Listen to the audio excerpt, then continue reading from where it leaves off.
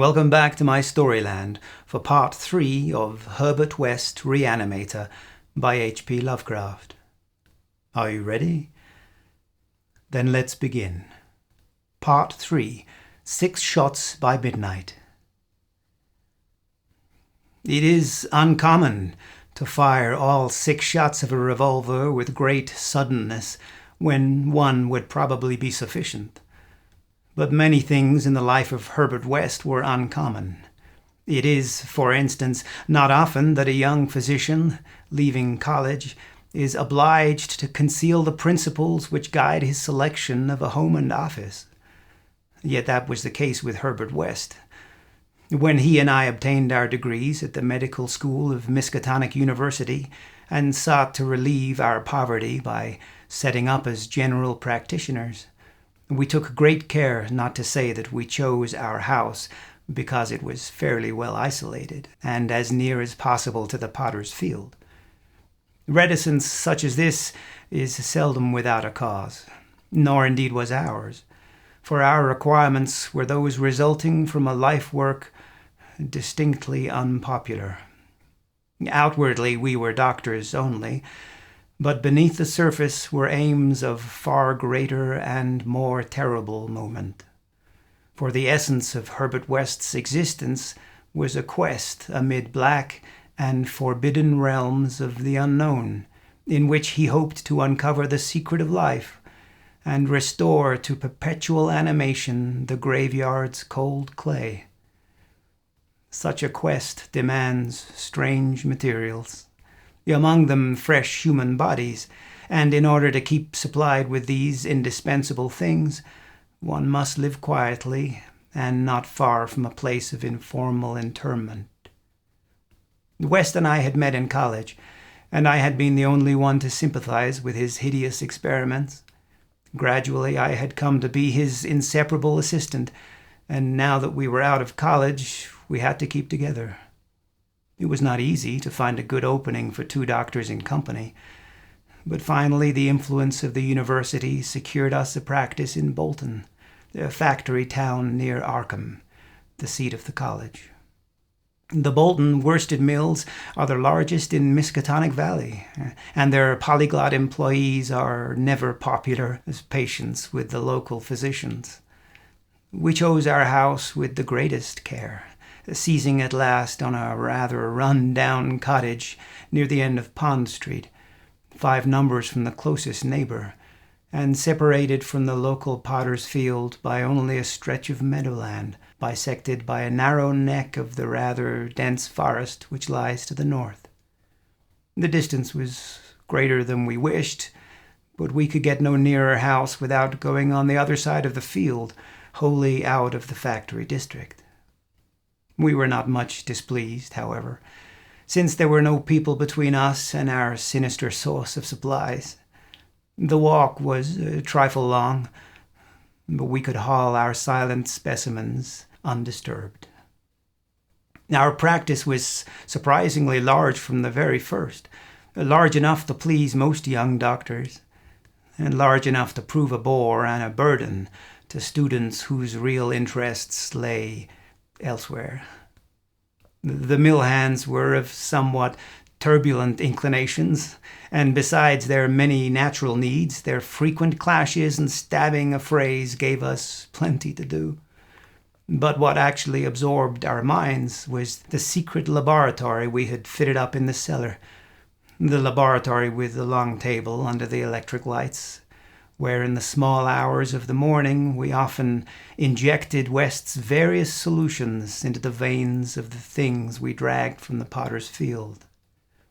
West was experimenting madly to find something which would start man's vital motions anew after they had been stopped by the thing we call death, but had encountered the most ghastly obstacles. The solution had to be differently compounded for different types. What would serve for guinea pigs would not serve for human beings, and different human specimens required large modifications. The bodies had to be exceedingly fresh, or the slight decomposition of brain tissue would render perfect reanimation impossible. Indeed, the greatest problem was to get them fresh enough. West had had horrible experiences during his secret college researches with corpses of doubtful vintage. The results of partial or imperfect animation were much more hideous than were the total failures, and we both held fearsome recollections of such things. Ever since our first demoniac session in the deserted farmhouse on Meadow Hill in Arkham, we had felt a brooding menace, and West, though a calm, blonde, blue-eyed, scientific automaton in most respects, often confessed to a shuddering sensation of stealthy pursuit.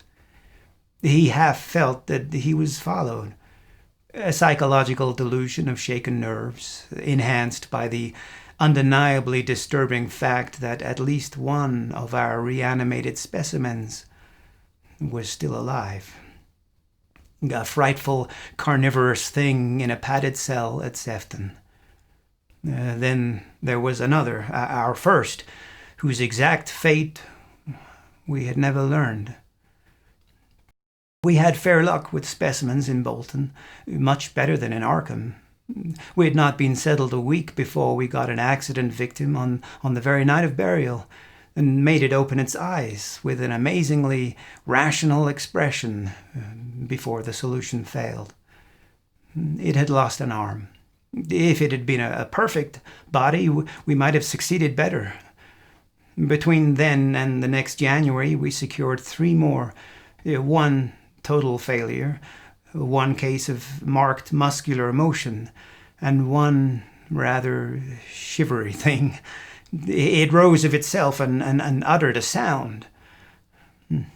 Then came a period when luck was poor. Interments fell off, and those that did occur were of specimens either too diseased or too maimed for use. We kept track of all the deaths and their circumstances with systematic care. One March night, however, we unexpectedly obtained a specimen which did not come from the potter's field. In Bolton, the prevailing spirit of Puritanism had outlawed the sport of boxing, with the usual result. Surreptitious and ill-conducted bouts among the mill workers were common, and occasionally professional talent of low grade was imported. This late winter night there had been such a match, evidently with disastrous results, since 2 timorous Poles had come to us with incoherently whispered entreaties to attend to a very secret and desperate case. We followed them to an abandoned barn, where the remnants of a crowd of frightened foreigners were watching a silent black form on the floor. The match had been between Kid O'Brien, a lubberly and now quaking youth with a most un-Iberian hooked nose, and Buck Robinson, the Harlem Smoke. The Negro had been knocked out, and a moment's examination showed us that he would permanently remain so. He was a loathsome, gorilla-like thing, with abnormally long arms, which I could not help calling forelegs, and a face that conjured up thoughts of unspeakable Congo secrets and tom-tom poundings under an eerie moon. The body must have looked even worse in life, but the world holds many ugly things. Fear was upon the whole pitiful crowd, for they did not know what the law would exact of them if the affair were not hushed up. And they were grateful when West, in spite of my involuntary shudders, offered to get rid of the thing quietly, for a purpose I knew too well. There was bright moonlight over the snowless landscape, but we dressed the thing and carried it home between us through the deserted streets and meadows, as we had carried a similar thing one horrible night in Arkham. We approached the house from the field in the rear, took the specimen in the back door and down the cellar stairs, and prepared it for the usual experiment. Our fear of the police was absurdly great, though we had timed our trip to avoid the solitary patrolman of that section. The result was wearily anticlimactic. Ghastly as our prize appeared, It was wholly unresponsive to every solution we injected in its black arm. Solutions prepared from experience with white specimens only. So as the hour grew dangerously near to dawn, we did as we had done with the others, dragged the thing across the meadows to the neck of the woods near the potter's field, and buried it there in the best sort of grave the frozen ground would furnish. The grave was not very deep, but fully as good as that of the previous specimen, the thing which had risen of itself and uttered a sound. In the light of our dark lanterns, we carefully covered it with the leaves and dead vines, fairly certain that the police would never find it in a forest so dim and dense. The next day I was increasingly apprehensive about the police, for a patient brought rumors of a suspected fight and death. West had still another source of worry, for he had been called in the afternoon to a case which ended very threateningly. An Italian woman had become hysterical over her missing child, a lad of 5 who had strayed off early in the morning and failed to appear for dinner, and had developed symptoms highly alarming in view of an always weak heart. It was a very foolish hysteria, for the boy had often run away before, but Italian peasants are exceedingly superstitious, and this woman seemed as much harassed by omens as by facts. About 7 o'clock in the evening, she had died, and her frantic husband had made a frightful scene in his efforts to kill West, whom he wildly blamed for not saving her life. Friends had held him when he drew a stiletto, but West departed amidst his inhuman shrieks, curses, and oaths of vengeance.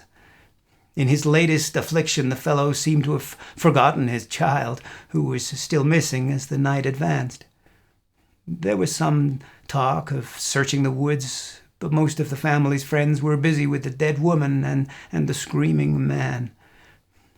Altogether, the nervous strain upon West must have been tremendous. Thoughts of the police and of the mad Italian both weighed heavily. We retired about 11, but I did not sleep well. Bolton had a surprisingly good police force for so small a town, and I could not help fearing the mess which would ensue if the affair of the night before were ever tracked down. It might mean the end of all our local work, and perhaps prison for both West and me. I did not like those rumors of a fight which were floating about. After the clock had struck 3, the moon shone in my eyes, but I turned over, without rising, to pull down the shade.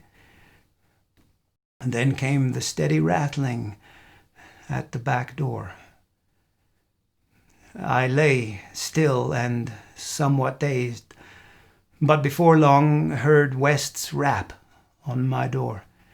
He was clad in dressing gown and slippers, and had in his hands a revolver and an electric flashlight. From the revolver I knew that he was thinking more of the crazed Italian than of the police. "We'd better both go," he whispered.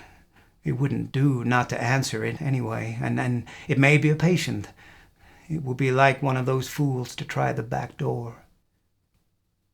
So we both went down the stairs on tiptoe, with the fear partly justified and partly that which comes only from the soul of the weird small hours. The rattling continued, growing somewhat louder. When we reached the door, I cautiously unbolted it and threw it open. And as the moon streamed revealingly down on the form silhouetted there, West did a peculiar thing. Despite the obvious danger of attracting notice and bringing down on our heads the dreaded police investigation, a thing which, after all, was mercifully averted by the relative isolation of our cottage, my friend suddenly, excitedly, and unnecessarily emptied all 6 chambers of his revolver into the nocturnal visitor. For that visitor was neither Italian nor a policeman. Looming hideously against the spectral moon was a gigantic, misshapen thing not to be imagined, save in nightmares.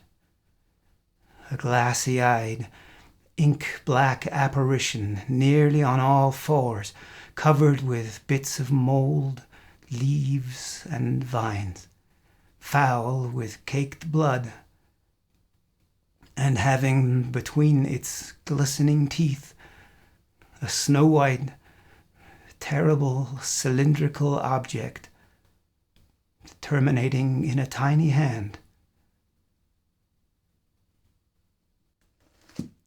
And that's where we'll have to end it today, I'm afraid. I hope you enjoyed this third installment of Herbert West Reanimator. Perhaps I'll see you again for part 4. I certainly hope so. Until then. Hello, Mattie here. Thanks for watching me read stuff.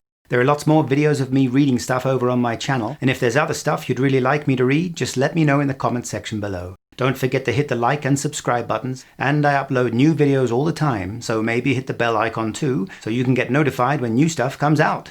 Thanks again for watching, and see you next time.